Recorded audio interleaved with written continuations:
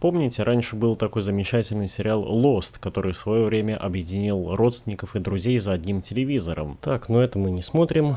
А вот это другое дело. В нулевые годы в России стало хорошей традицией собираться по вечерам и смотреть именно этот сериал, который к тому времени шел по Первому каналу под названием «Остаться в живых». Именно это название сериала было выбрано не просто так, ведь к тому моменту мы знали реалити-шоу «Последний герой», где также фигурировало словосочетание «остаться в живых». Всех нас тогда привлекал здоровый психологизм ситуации, наличие мистики, некой тайны, скрывавшейся за этим островом, на котором оказались выжившие после крушения самолета.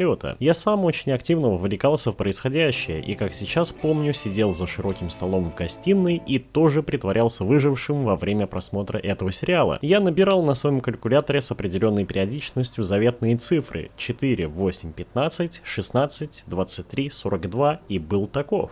Цифры, Мейсон, что они означают? А теперь я хочу поговорить о сериале, который прошел мимо и лично у меня не смог объединить близких за одним экраном, ведь к моменту его выхода некоторые из них уже ушли из этого мира, а я и сам стал в какой-то степени оставленным. Здравствуйте, дорогие друзья, с вами Данилюк, и сегодня мы поговорим о первом сезоне сериала «Оставленные» создателей Дэймона Линделофа и Тома Пиротты. Без спойлеров нам не обойтись, поэтому будьте осторожны. Концепция сериала очень проста. Каждый 50-й житель планеты Земля таинственным образом исчезает, то есть буквально испаряется и не оставляет после себя никаких следов. Конечно, это было бы круто, если бы это произошло с каким-нибудь надоедливым соседом, который постоянно катает шары для боулинга этажом выше. Но все же, многие люди потеряли своих близких. Оставшиеся представители человечества, оставленные, или еще их можно назвать остатками, пытаются справиться с этой необъяснимой потерей. По сути, мир столкнулся с удивительным феноменом гостинга вселенского масштаба. Мы наверняка все знаем, как бывает напряжно, когда человек, с которым налажено общение, вдруг резко прекращает диалог без видимых на то причин. Так здесь ситуация примерно такая же и даже еще хуже. Люди пропали, и даже неизвестно, куда они делись и где находятся в данный момент. Сам факт такого события позволяет сериалу акцентировать внимание на психологических проблемах, на духовной поврежденности оставшихся и на их попытках прийти к чему-то здоровому в мире, который окончательно и бесповоротно заболел. А болезнь проявляется у каждого по-разному, и каждый персонаж носит в себе свою травму. В сериале мы имеем дело с начальником полиции городка Мейплтон, Кевином Гарви. У него есть дочь и сын. Если дочь Джилл, которую играет замечательная Маргарет Куолли, родившаяся не от сыворотки, а вполне естественным путем, живет с отцом, то сын Том, а по сути ребенок жены от другого мужчины, оказался вовлечен в деятельность таинственной секты некого святого Уэйна, который лечит посетителей обнимашками и обворожительной улыбкой.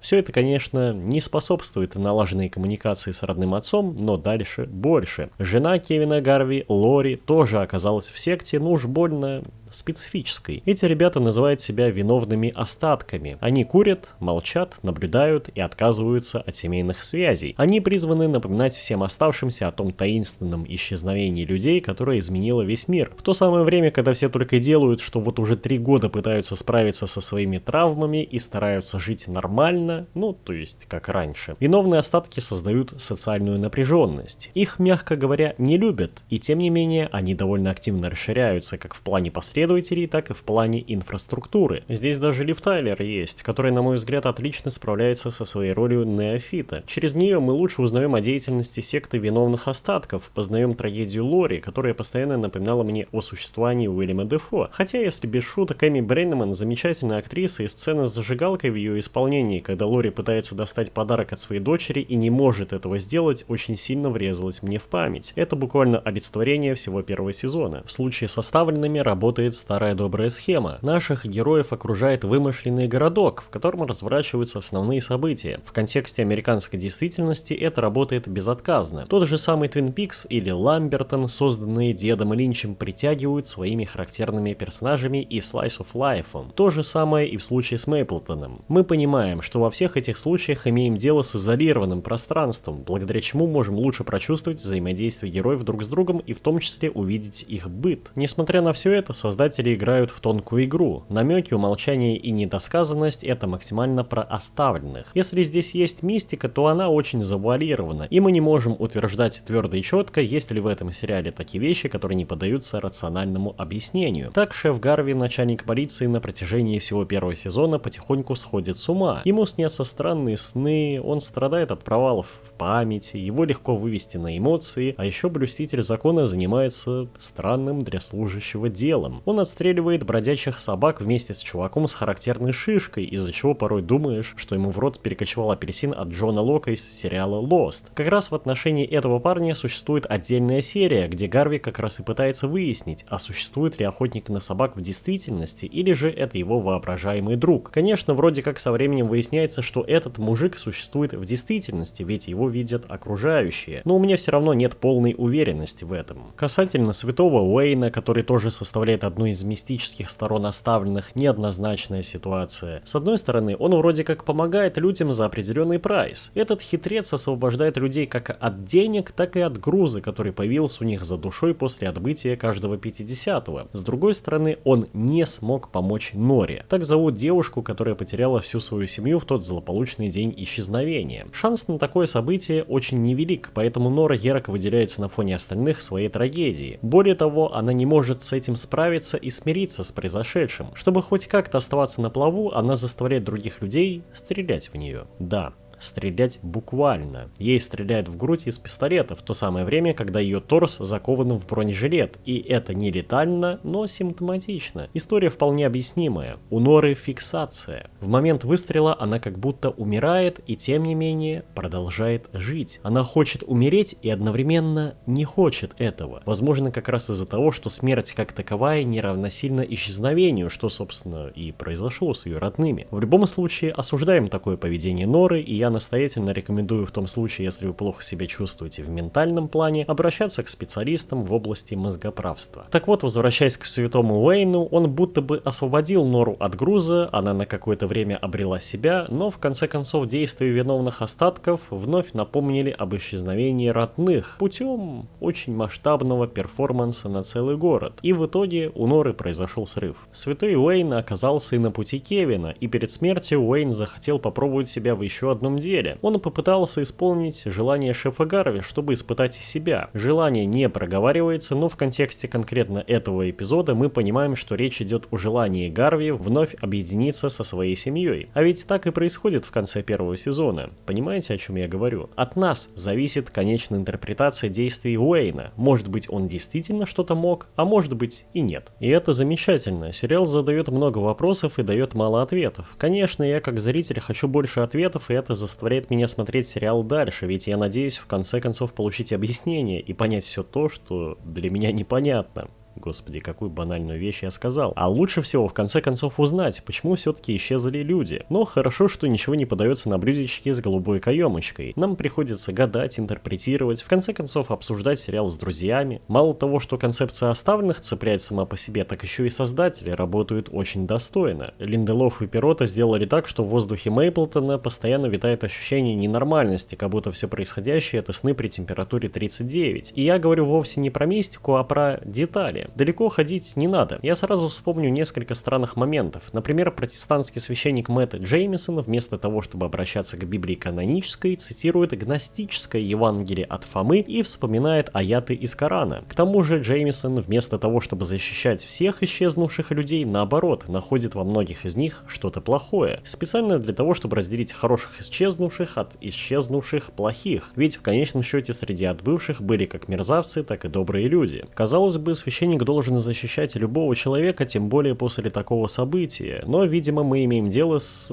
своеобразным священнослужителем. Вообще, линия священника одна из моих любимых в сериале. Мне в целом симпатизирует этот персонаж. Со всеми остальными героями первого сезона можно просто прийти к правилу Вина Дросселя, что семья — это главное, и понять, что сериал «Оставленные» — это не про исчезнувших людей, а про тех ребят, которые остались на земле и которые еще больше разбегаются друг от друга. Собственно, и сериал в оригинале называется «Остатки» не просто так, ведь он про оставшихся, а не про ушедших. Ничего себе, я умный. В случае с Джеймисоном мы имеем дело с молчанием Бога, и эта проблема поднимается именно через него. Кстати, насчет молчания Бога в кинематографе у меня на канале есть отдельный ролик, советую глянуть. Джеймисон в своей серии сталкивается с проблемой. Здание церкви может быть утрачено, если он не соберет нужную сумму для того, чтобы церковь осталась за ним и его приходом. Появились покупатели, которые хотят приобрести участок, а Джеймисон прекратил выплаты, и земля и здание церкви на какое-то время оставалось за ним, но теперь ему нужно предложить сумму больше, чем предложенную покупателем, а для этого необходимо собрать хотя бы на $1 больше 135 тысяч долларов. Задачка непростая. Как добропорядочный американец, Джеймисон отправляется не грабить банки, а в казино, видя божественные знаки, которые будто бы ведут его к поставленной цели. Что характерно, эпизод с казино очень сильно напомнил мне ту самую историю с самоходным Купером, ведь агент ФБР в 3-м сезоне Твин Пикса буквально занимался тем же самым, поднимал деньги с помощью духовной поддержки. И вот знаете, у Джеймисона все получается даже в те моменты, когда кажется, что уже все. И это все равно наступило. У Джеймисона на руках оказалось много денег, но он не успел совершить сделку, и случилось так, что в здание церкви заехали те самые guilty remnant,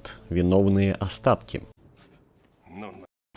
Вот так вот получилась хорошая, цельная стендалон история, которая добавляет в сериал ощутимое пространство диалога между человеком и Богом. Серия держит в напряжении, за Джеймисона действительно болеешь всей душой и сердцем, но в конце мы получаем своеобразный урок смирения. Я немного отвлекся от повествования касательно странностей городка Мейплтон, поэтому давайте вкратце пробежимся еще по нескольким героям. Идем дальше. Бывший начальник полиции, тоже Кевин Гарви, только старший, сходит с ума и, соответственно, проходит лечение в дурке. Задумайтесь, если Кевин Гарви-старший оказался поехавшим и теперь дед принимает таблетки, то как после такого на должность шефа полиции поставили его отпрыска? Для меня это загадка, но еще большей загадкой для меня является то, как Кевина Гарви-младшего не сняли с должности за допущенные беспорядки, из-за которых по людям пришлось применять демократизаторы. Мы видим столкновение граждан буквально в пилотной серии, а с шефа Гарви все как с гуся вода. И ночные пострелушки по собакам, и провалы в памяти, и беспорядки. Ясное дело, что ему симпатизирует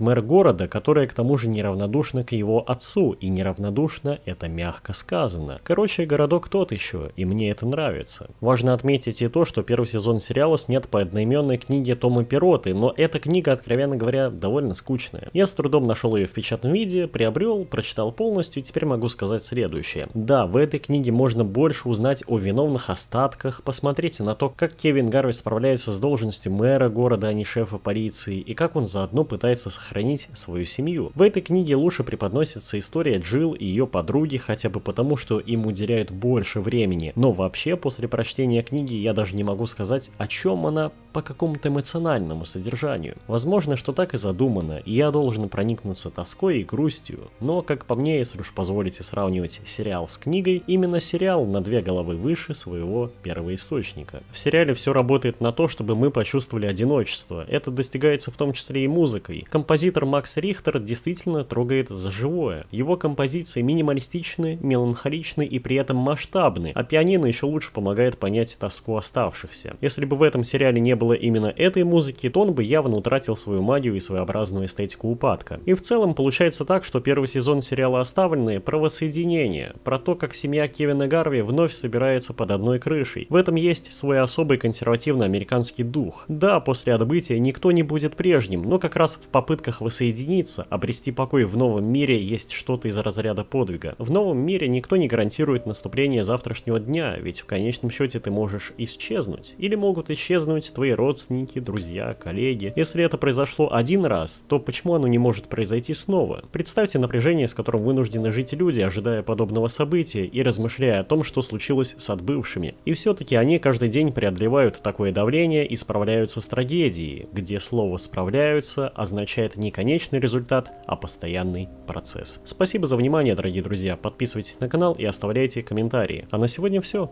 До новых встреч.